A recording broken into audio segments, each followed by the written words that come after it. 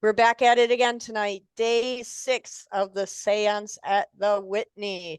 Your presence is requested to help solve a mystery. This is our schedule for the evening, and for every evening, I try to stay pretty close to this schedule as I can. We start right around now, 7 o'clock, and we end right around 8, sometimes before, sometimes a few minutes after, a wiggle room. We will not be having an event on February 14th, so that everybody can inhale a little bit and have a good time on Valentine's Day. The Seance at the Whitney is an interactive indie author virtual book festival. We have 2 author readings every night, interactive improv mystery game, and book giveaways. Our participating authors are well-read, well-written, and incredibly diverse creative human beings, and I'm really, really excited to be able to bring their work to your accessibility. If you don't know who these people are, check out all the replays. Find them on Facebook, find them on Amazon, buy their books, give them away as gifts. The more we can support the indie author community, the happier we're all going to feel about ourselves in the morning. Tonight, we have 2 spectacular readings in store for you. Jacob Bullen is going to be reading my favorite of his books, Unbound, and Jennifer Rains will be reading Planting Hope, which is an amazing, wonderful book, and you guys have all got to figure this out. And thank you, everyone, for joining us. Thank you, readers, for coming all the way from where you come and battling what it takes to get into the Zoom room. I really appreciate it. So tonight, Jacob is going to be reading first. Sir, please turn on your microphone and read aloud.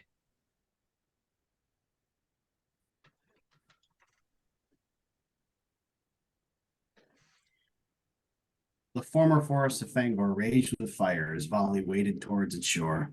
Spiraling plumes of wildfire soared high above, engulfing everything. Even along the shoreline, far beneath the flames, he felt their embrace. His eyes darted toward the foothills, where he could hear and see debris being tossed about as something large rapidly made its way through the fallen forest. Reaching out with his senses, he found a host of spirits already rising in vengeance against the unnatural force which had reft their land. They paid little attention to him as they sang their song of liberation, destruction, and rebirth. Looking to the peak where he and Aya had previously failed to fell the beast, Volley charged forward. He kept to the shores as long as he could, trying to stay clear of the expanding reach of the flames. At last, he came to the edge of the shore in the forest, which was still untouched by fire.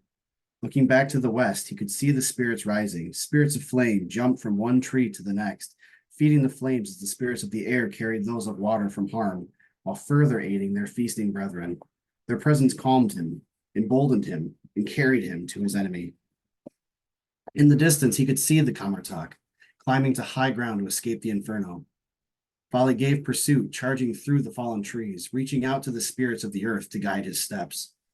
He reached the edge of the spiraling peak, where high above he could hear the shrill cries of the fleeing wolf. He turned his back to the sound and instead focused on the encroaching flames. He reached out and with what shaping he could manage, prodded at the flames.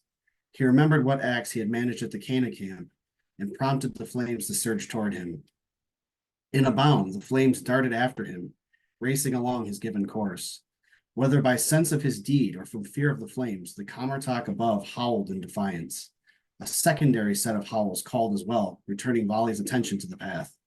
Axe gripped confidently in his left hand, he took his first steps towards the peak.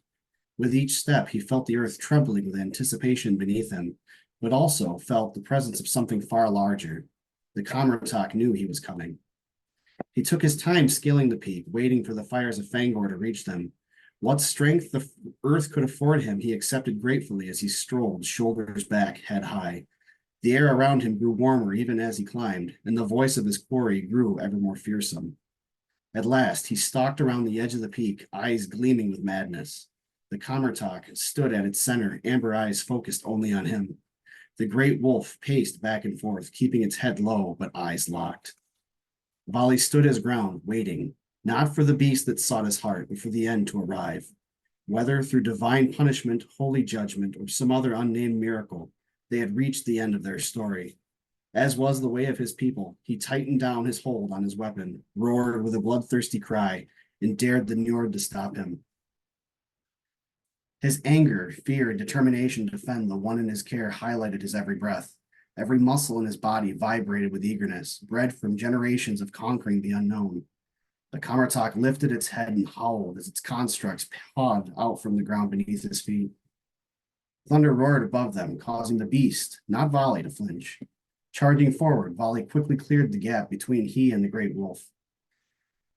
The beast, dazed from the storm above, slowly turned its head to face him. Volley swung his axe, narrowly missing the Kamartok's brow, but instead striking its left ear from its head.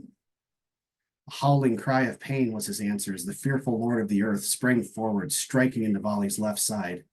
The Viking fell onto his right, which burned with a distant agony that was quickly smoldered by the raging blaze within. He found his feet and swung at a slowly rising pair of snapping jaws. As one construct shattered, he made work on a second, even as dozens more clawed at their confinement. The Kamartok rounded back on him and pounced. Throwing himself sideways, Volley rolled away from the strike and, reaching his feet, ran at length from the beast. Light now began to rise around them as the chorus of death from below sang, filling both he and his quarry with foreboding. The Kamartok, trapped between the flesh of the Viking and the reaching flames, continued to whirl about in indecision, having slowly become more beast than man. Much of the intelligence Volley had sensed during his previous two encounters now seemed lost to his enemy as it continued to act indecisively. Unabated, he sprang forward, leaping free of the wolf's reach, and sank his axe blade into the monstrosity's hind leg. Expecting the coming whirl, he ducked and rolled forward, allowing him a moment of invisibility. Again, striking at the wolf's underbelly, he felt a spray of its blood spattering him as he cleaved a line of flesh the length of his arm. The Kamartok fell sideways, nearly crushing Volley as it howled with pain. The wolves sprang past him, ignoring the man entirely as they fused with their master's wounded side. Again rising to his feet, Volley charged forward, blinded by his berserker state. The wolf kicked out at him as his weapon bit down. His axe lodged into the beast's flesh and sprang from his hand as he was knocked backwards several lengths. Immune to the pain the blow caused him, he rose again, deaf to his body's cries. A glimmer of light caught his eye. Turning ever so slightly, he walked with confidence toward the light provided by the flames, which now licked at the outer edges of their battleground. Sunken into the earth halfway up, the blade, passed down to him by a faceless father he nor anyone he knew had ever met, waited. He gripped the blade in his left hand and felt as the earth pressed from it, revealing the perfectly preserved metal. His weapon shined in the light of the flames, its blade unmarred by the earth which had held it. The blade's glare struck the Kamartok's eyes, and the beast snarled at him angrily as it held it. With a roar, Volley sprang forward. The Kamartok reared out and tied its haunches, preparing to pounce as its back legs sank. Quickly, it spun its head in surprise, and Volley laughed triumphantly at its meeting. Reaching his quarry, he thrust forward. Batting a single paw, Volley was flung to the left by the wolf. He felt his sword connect with flesh and felt the vibration of metal striking bone as he tore through the Kamartok's forward left leg. He hit the ground and rolled, while the wolf fell forward. Actually, I think I'll stop there. Yeah.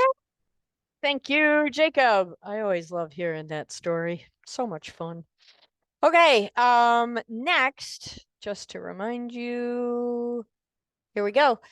Next, reading for us this evening is Jennifer Rains. She's going to be reading from her book, Planting Hope. And I got to tell you guys, I am so thrilled to have Jennifer every time she's in the room. She's just a superhuman being. But the other thing is, she's coming all the way from Australia, you guys, a whole other side of the planet. And that makes me so happy. So, Jennifer, welcome. I'm so glad you're here. Please, when you're ready, take the microphone and read aloud. Chapter 1. Holly's head was cobwebbed with sleep. Only the dream of coffee lured her from her sleeping bag. The barista-cum-chef in charge of the breakfast tent at the quaintly named Burrowa Music Festival had her double-shot flat white coffee in his hand when she reached the counter. "You're a lifesaver, Pedro." Almost grazing her nose against the rim of the cup, she absorbed the scent of a fresh brew. And a master of the bean. Food?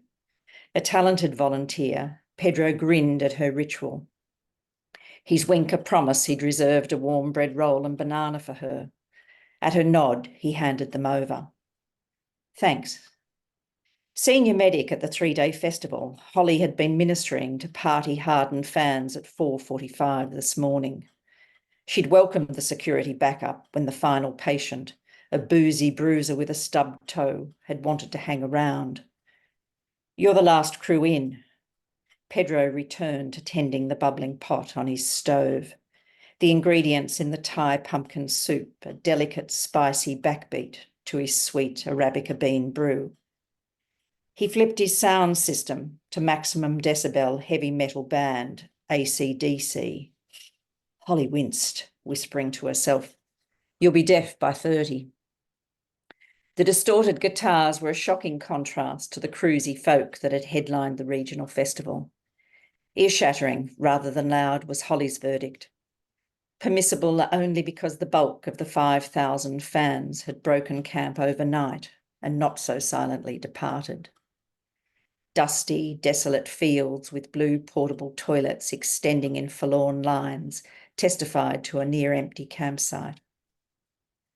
Taking a table at the side, she let the first sip of coffee work its magic on her body and brain. She moaned. A caffeine dependency was borderline mandatory when sleep deprivation topped the risk list in your job description. Holly offered thanks to all the gods in the universe, took another sip, and closed her eyes to savour the hum of well-being stretching to her toes. Humanity's continuum of vice included infidelity and murder. Caffeine addiction was the smallest sin, a vice she'd keep. She dunked a hunk of bread in her coffee, watching as the dough absorbed the liquid. When it was close to disintegrating in her fingers, she popped it into her mouth. Maybe that counted as another vice. My last shift for this festival. Her gut tightened. 8 months since her last nursing shift on emergency surgery. 10 years in nursing, the last 2 in emergency at Brisbane's Princess Alexandra Hospital. Drawing in a deep breath, she exhaled on a count from 8 to 0 as she'd been taught, consciously blocking out the memory of Donna's murder in a workplace dedicated to healing. Here and now, here and now. When a wandering gaze met the barista's, he held up an empty cup in one hand while pointing at it with his other. She nodded. A few minutes later, he leaned over the table with her coffee, the deliberate stretch lifting his blinding white T-shirt, giving her an eyeful of toned, tanned abs. Thanks. She pretended not to get his "I'm available" message, just as she had every morning, instead returning a friendly smile. Pedro was tasty, all solid muscle and lean length, and her pulse remained a disappointing rock steady. Her nostrils quivered as she inhaled her second coffee. Are you shutting up shop soon? She asked as he lingered. Some of the organisers and crew won't finish till late today. I'll go tomorrow. He shrugged, and she guessed more than heard his words. What about you? A few hours stock-taking medical supplies, then I'll be on my way. Her best friend's death, even the conviction of Donna's killer, had left Holly untethered, seeking something she couldn't define. Closure? Peace? She was managing, if running on the spot could be called managing. She took enough paid nursing shifts at the music festival she followed down the Australian eastern seaboard to keep her bank account positive. Socialised with other crew members, but she no longer had a sense of who or what she'd be for the rest of her life. It's been a pleasure, Holly. He blew her a kiss as he backed away. Maybe next time, he waggled his eyebrows suggestively. She toasted him with a mug, a pathetic indictment of her state of mind when coffee held more appeal than sampling a warm, willing Pedro. Gorgeous hunks were a fixture at music festivals, and she'd originally planned to reject the caution of a lifetime, to celebrate the fact she was still alive, with occasional quick tumbles with relative strangers. Donna's "Go Girl" rang in her ears. Only Holly hadn't been tempted, not once in her 6 months on the road. Her heart was numb. Hell, her sex drive was numb. Not a single man had made her gonads go pity-pat or eased her aching sense of failure. Her phone, tucked in her overalls pocket, vibrated against her leg, an unknown number. "Hello, Holly here." Unable to hear above the music, she raised her voice. "Hold on." Lifting the phone high enough for Pedro to see, she pointed at it, then gave him a thumbs up when he hit the volume button. Her ears still ringing, she tried again. "Holly here." "Holly Cooper." The husky emphasis revealed the man's frustration at the delay. "Can I help you?" "Your grandmother, Mona Cooper's in hospital."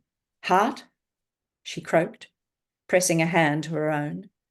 Had Mona lied about the seriousness of her heart condition? Holly blinked.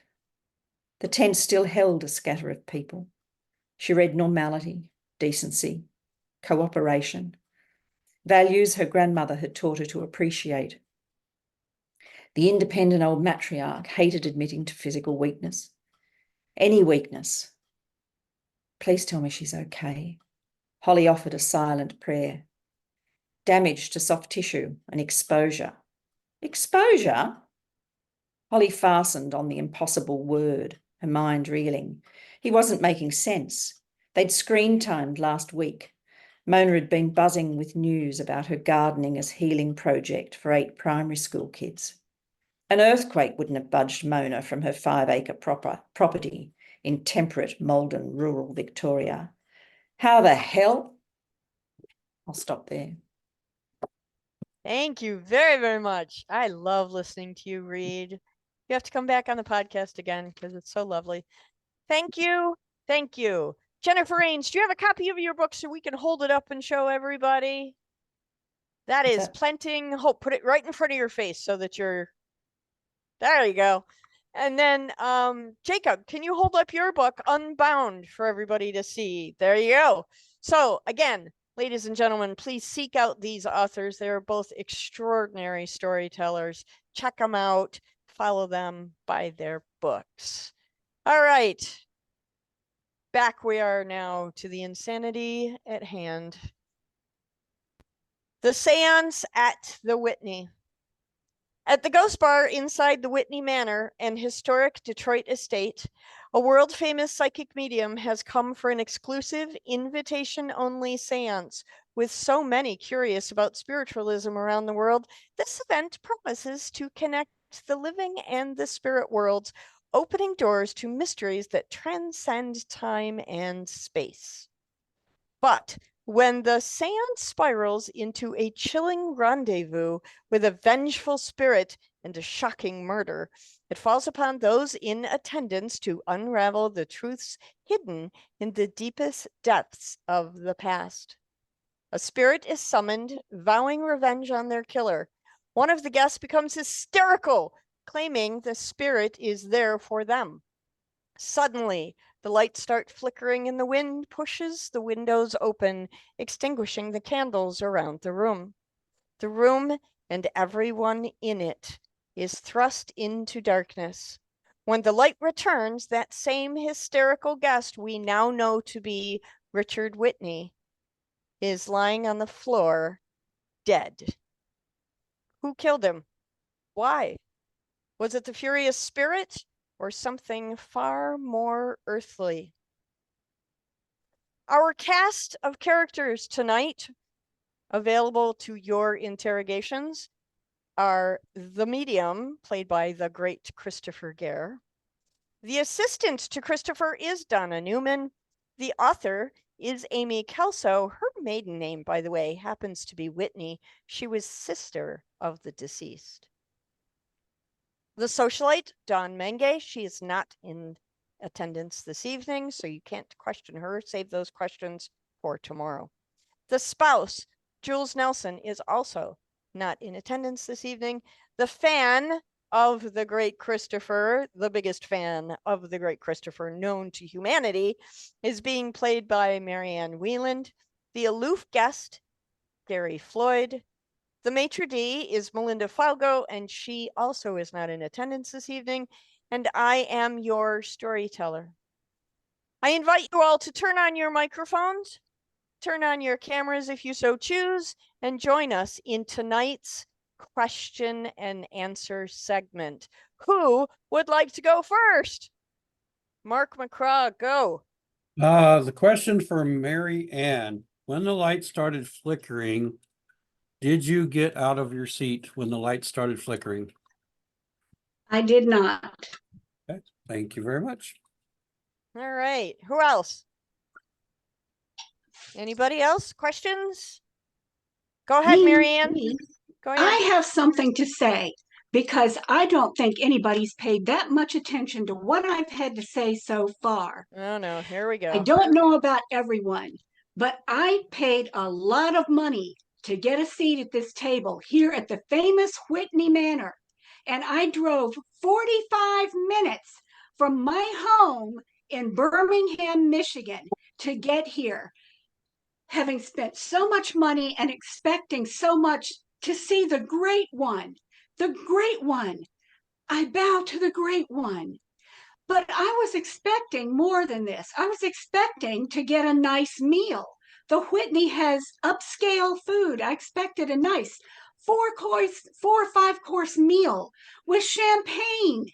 And what do we get out in the foyer? A coffee table with a bowl of peanuts and some Ritz crackers and some little bottles of wine that I can get for $1 at Walmart. Now, I deserve better than this. The great one certainly deserves much better than this. He had to eat at Taco Bell, for crying out loud. And then we go through all this mayhem and everything, and I deserve better. I think there's maybe 1 or 2 of the other of you that probably deserve better too. I hear your exasperation and I validate it all. And then there was the murder. Well, Yeah, the murder. Yes. Do you still have some of those crackers? All right. I probably ate them all. Amy, go ahead. Well, I just want to respond to you, Marianne, because I feel the same way. I don't know if you guys all know this, but I live here at the Whitney up on the 3rd floor, up here at not in the ghost bar, of course, but in my private residence. And generally speaking, they do an amazing job. So I don't know what was going on with Melinda. Maybe the maitre d' did something wrong. I don't know. I can't figure out who really arranged this thing, but I apologize to you because it should have been better. I agree. Yes, That's all I can ma'am, say it on should that. have. Yes. Okay. So the complaint has been lodged and accepted, and I'm sure we'll take it to a higher power at some point. Although, with the great Christopher in the room, I don't know who's higher than that. Deborah Reed, go ahead. I'm just saying, if maybe Christopher had the great one, I'm sorry, please ignore the sarcasm. If he had maybe spent a little bit less on such an obnoxious hat, there might have been more money for refreshments. Just saying. Christopher, do you have a rebuttal? Several, nothing I can say. Okay. The hat is everything, Jacob. You're absolutely right. Jennifer Rains, go ahead. Oh, you have to turn your mic on. This may have been asked and I missed it. Mm-hmm. This is to Marianne. What is it about the great Christopher that has made you such an adoring fan? Is there something personal in your life? It's the great Christopher. He sees all. He knows all. He goes all over the world predicting and finding out things for everyone that's missing their loved ones. He is the greatest resource known to man. How could I not want to follow him? How could you not all want to follow him? I don't understand. He is the greatest one ever. But And I should have Marianne, been Take seated by a breath. him. Take a breath. Marianne, Oh. has he had any insight to anyone in your life? No, Okay. I have nothing to say about that. All right. Emma Palova, go ahead. Okay, how come the great one, you don't know who did this? I mean, it has to be in your head. Obviously, you're not telling us everything you know. One does not simply go out blurting the secrets of the universe. That would be too easy of a journey. It is up to you to find out these things. Dude, great one. You're like the king of blurt. Girl, nobody asked you. I did. Give him that t-shirt. Okay. Wolf, go ahead, ask your question. Okay, I'm sorry, but I can't let go of the balls. So I have a three-part question. Okay, all- only ask the first question so that other people can get an opportunity. So your Well, first question. they're all related. Well, Otherwise, just ask the first part. okay, this is for the all-seeing, the one, the great Christopher. If I understood you right, the ball you were using was smaller than you normally use. Is the other ball on the table the same size? We have established already, if you go back and watch the replays, the crystal ball that we are assuming is the murder weapon because it is covered in blood and it's laying on the floor, is much larger and heavier than those that Christopher usually brings with him to a seance. We talked about that, I think, on day one. So, but what size were the two on the table? Were they the same? yes. Yes. So, where exactly were they on the table? Christopher, do you have anything to say about that? Do you recall how the table was set up? I just remember that when I came in, the ball was already set there for me. It was in my place. It wasn't the one I usually use. I figured somebody else had put it there, and I just went with the prop. Okay. But where was the other one? The other one was just my own. If I had it there, I may have set it on top rather than putting it in my pocket because let's just leave it at that. Okay, see, this is what I'm confused about. So the two balls were not the same size. Correct. And the one that ended up on the floor was the smaller one that was in the center of the table. Nope, the larger one was Bigger. in the center of the table, Bigger and one. that one was the assumed murder weapon. Donna, did you have a question? First of all, I want everybody to know I am so glad that you're remembering to have respect for the great Christopher because he, as I said, he saved my life. You know, he is amazing. But I also wanted to ask, I think I wrote this down because I was not here yesterday. Oh, besides that, one of the skills that Christopher hired me for was not juggling. I do not know how to juggle, just to let you know. I just had to make sure that I know that. I wanted to ask Amy, right? Amy, Yes. I have a question for you. Yes. What is the current book that you are working on? I'm currently working on a series. As I mentioned before, Amazon Prime has picked this up. They want to do a whole TV series on it. But I'm not at liberty to say what Okay. the details of that are at this point. That's what I wanted to know. I knew you were doing a series, but I'd never heard what the subject of the series was. Okay, thank you. All right, anyone else have questions? Amy, go ahead. Well, I actually just wanted to make a clarification. We had at the beginning, you talked that my maiden name was Whitney. My name is actually Amy Whitney. I go by Amy Kelso. That is my pen name. And there is a very specific reason. You might be wondering, why would I use this weird last name as my pen name? Actually, the initials have to do with myself and of course my dear brother and Nora. When we were kids, we used to play together all the time, and we would work on story, and do all this stuff together. So I wanted to pull in them as well. Now, you may not know this, but we would pretend to have different names when we were playing. I was Laura. Well, okay, Nora was Christina. I was Laura. Richard was Charlie.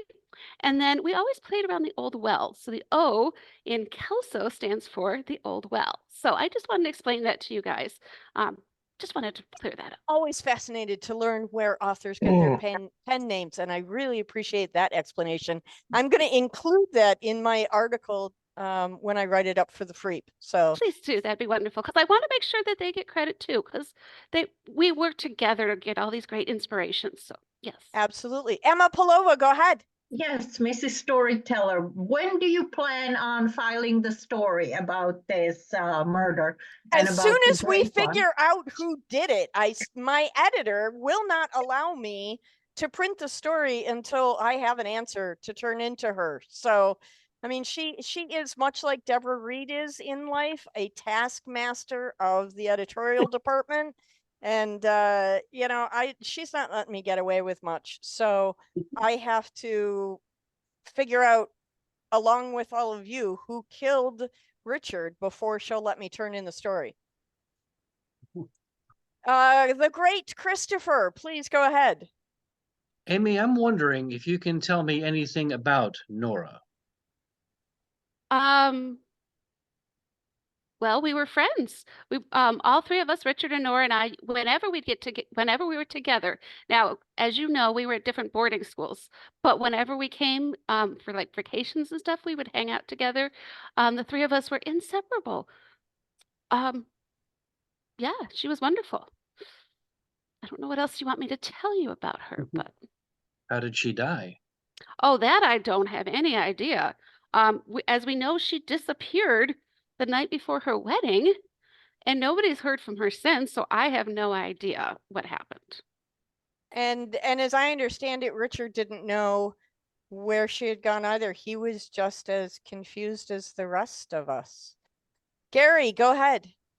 So I have a comment to Amy. You have two close friends that seem to have died, and a brother and a close friend who have died that you were inseparable with.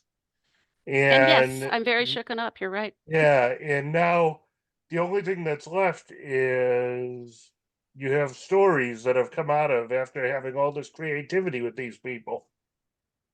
And potentially another one as to this murder at the seance. So your question is? Just more of an observation. Okay. All right.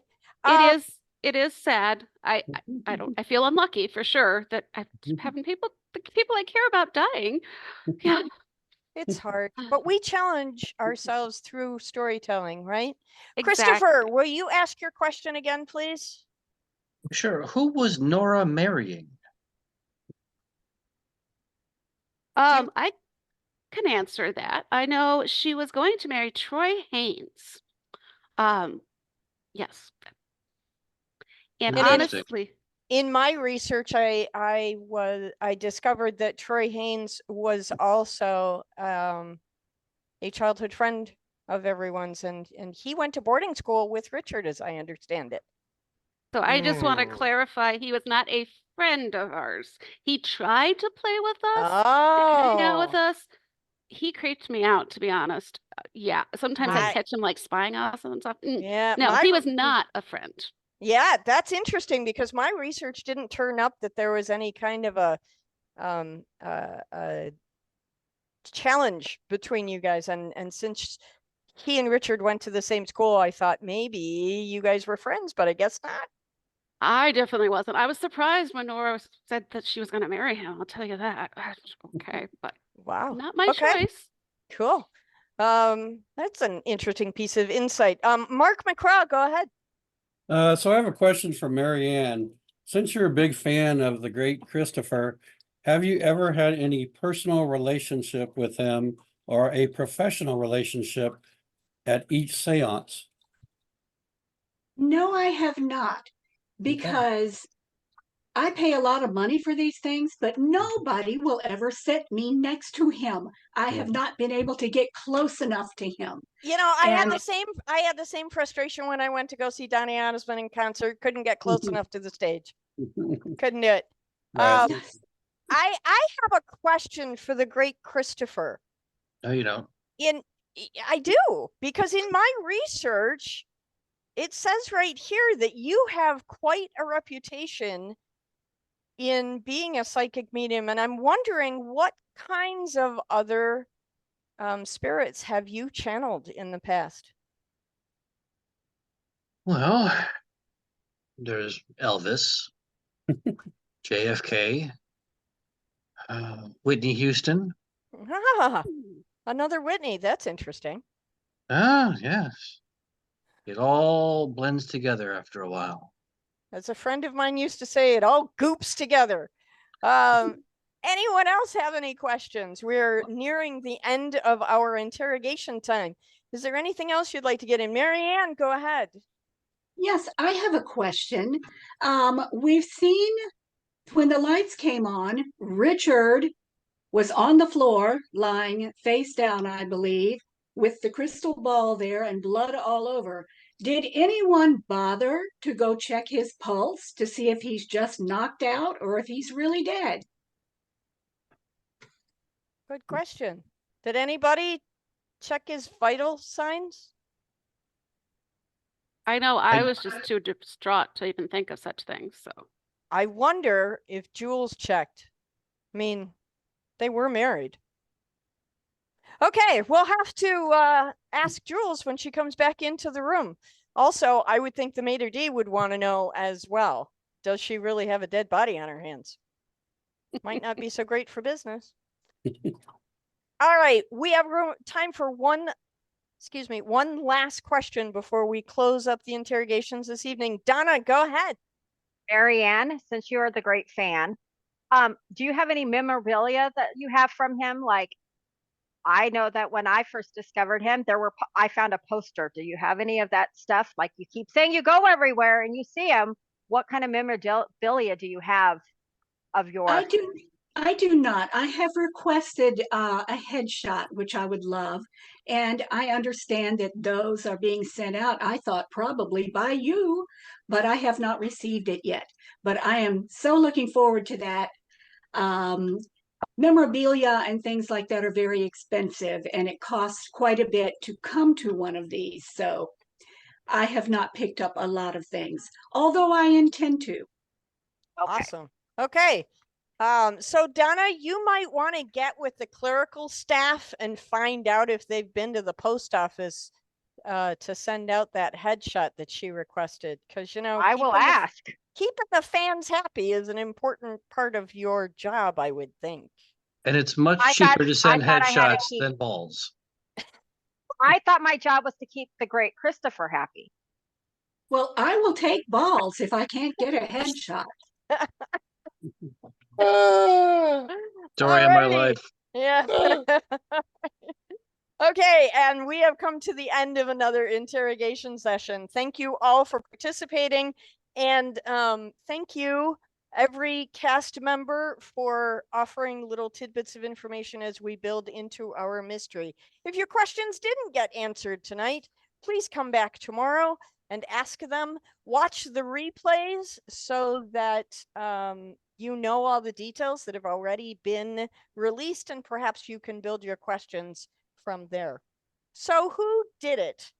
Ask questions, collect clues, sling your accusation at the end of the month. We're going to give prizes away to the person who figures it out. The seance lasts for an entire month. And if you happen to hear the phrase, I have nothing to say about that, just remember that it may just mean that the author genuinely doesn't know the answer, or they could be misleading you. So keep that in mind. All of the replays are available on our website and YouTube channel, and the links are posted on Facebook. We have been collecting wax drippings from the candles after each interrogation session, counting them up and distributing them as we find they collect in front of the place settings of each of our authors. How do they do this? They get you folks to come into the room and mention their name, and that's how they collect prizes.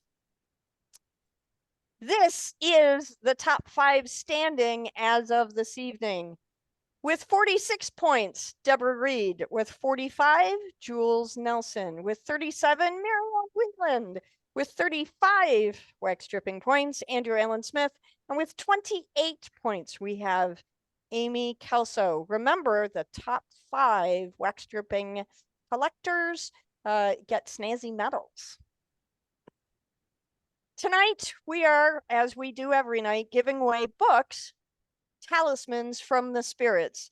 Each one of the books that was read from this evening will be shipped out to winners on our spinning wheel of happiness. It's a fun thing we do. It's lots of silliness. If your name shows up on the spinning wheel of happiness as a winner, please send your mailing address to me at diana@pagespromotions.com. And I will make sure the authors send the books to the right places. Unlike Donna Newman, I know where the post office is. So, we are going to spin the wheel of happiness tonight. Jennifer Rains, hold up your book one more time. She is going to be giving us a copy of Planting Hope. And Jacob Bullen, hold up your book one more time. He is going to be sending out a copy of Unbound. So, let me share the screen again. We're going to give away Jennifer's book first. Whoops.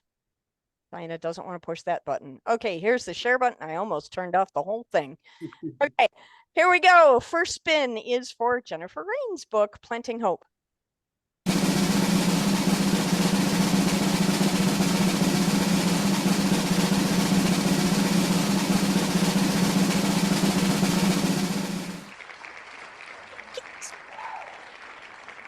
Congratulations, you've won a book.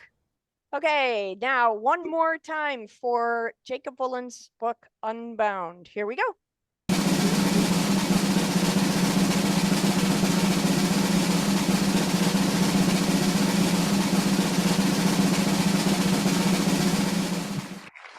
Congratulations, Wolf. You've won another book. I love the random. Rigged. I love it. Well, you know, if you don't want the book, we can spin the wheel again if you really No, it's fine. So, again, thank you all for coming, and you'll be getting your books March. The books will go out by March 5th. So we're going to do that. One more reminder before we wrap up the silliness for this evening. I want to remind you that the big reveal happens on February 29th at 7 p.m. This is when we're going to tell everybody who did it, why they did it, when they did it, how they did it. All the answers to all of the clues are going to be revealed on the 29th. We're also having an extravagant hat contest. So those of you who want to show up, wear a hat. The most extravagant hat gets to win a prize. Having so much fun. I hope you guys are having fun too. I'm really enjoying this time with everyone, and I'm loving hearing all of your stories. Before we do parting shots across the bow, I want to hear as we go around the room, what is, and remember this is lightning round, so quick questions, quick answers to this question. What is the one clue or the one piece of evidence that is sticking out in your head most strongly? What is the thing that you keep coming back to saying, this has got to be something? Let's go around the room. Jen Rinaldi, what clue We is? haven't heard from the ghost. I need to hear from the ghost. I need personal time. Okay, we'll see, Great Christopher, if you can summon the ghost spirit at some point. Emma Palova, what's the one piece that sticks out for you? Well, that ball covered with blood. I would like to know what's going on with that. Okay, Mark McCraw. I think it's Marianne's obsession. That's what's getting me. It's Her getting all of her us. obsession with him. Deborah Reed, what clue is sticking out for you, mystery author? That the great Christopher doesn't really seem to know anything.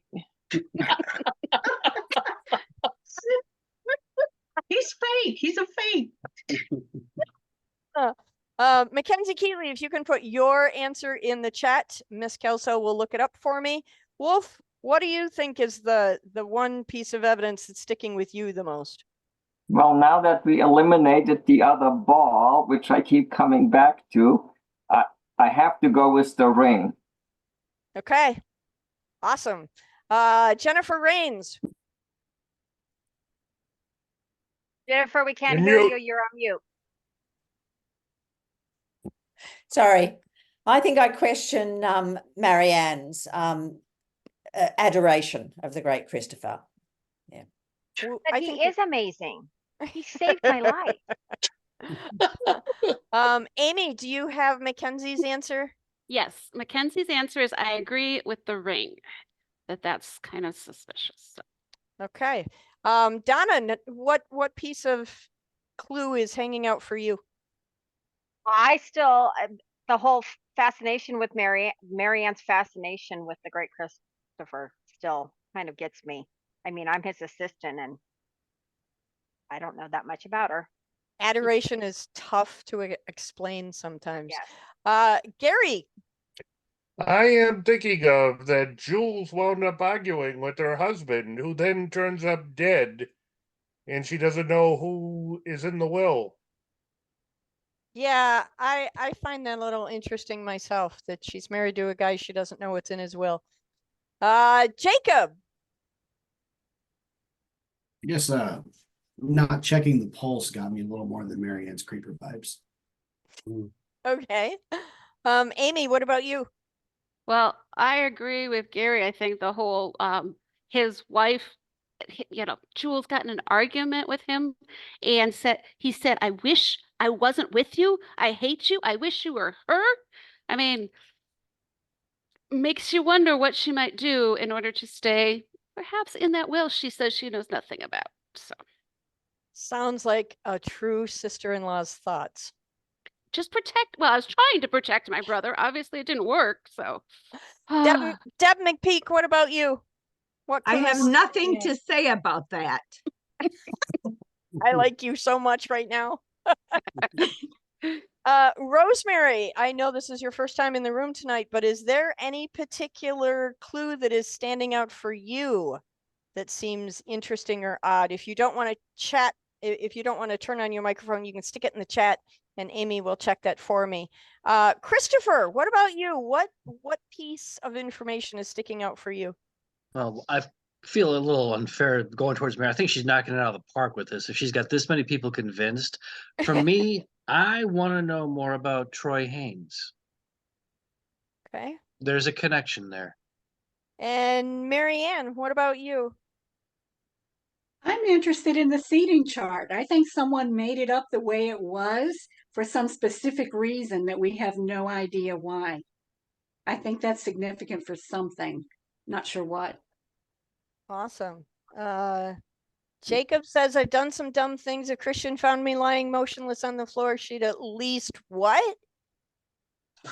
I missed the last part of that. Poke me with a stick Yes. and make sure it doesn't move. Very long stick. Okay. Amy, do we have an answer from Rosemary? Nope, nothing yet. Okay. So All right. that's fine. Awesome. So these are all questions that we can now investigate further as the week goes on. Before we do parting shots, I just want to give you one more piece of information. I've been doing a lot of research on the Whitney family, and on Friday, I will be sharing with you some of that research on the history of the family and the manor. So if you want to tune back in on Friday, you're going to get more information about that. So as we go around the room with our cast members, as we do every evening, parting shots across the bow. Donna Newman.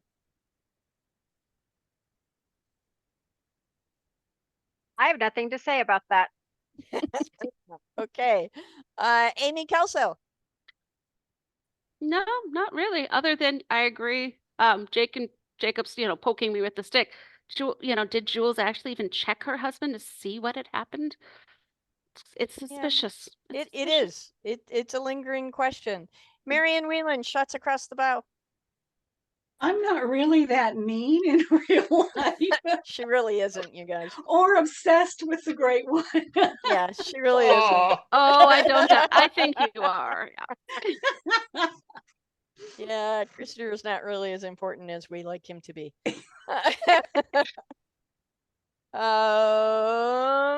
Christopher, that brings us to you. Now, Gary, hold on. Gary, parting I shots just, across the bow. I think it's been a lot of fun. Good. I'm glad you're having a good time. Christopher, parting shots. I think you've made it very easy to slip into these roles and have some fun because none of us are like the people we're portraying, and it's really fun. It is. It's so much fun. That's an interesting thing because when I initially made out the cast list, I was thinking, okay, who could play this role? And it turns out that almost all of you are playing your polar opposites to real life. So, with the exception of Amy, because she really is an amazing author in real life. So, Rosemary has her right now. kind of interesting. Rosemary, do you have something to add before we go? Yes, not. Maybe not. No? Okay. Good. Thank you, everybody, for coming out tonight. I really appreciate you playing our game. We will be back again tomorrow night to do it again. And maybe we'll get some more information. You never can tell with bees. Have a good night, everybody. Bye. Hi.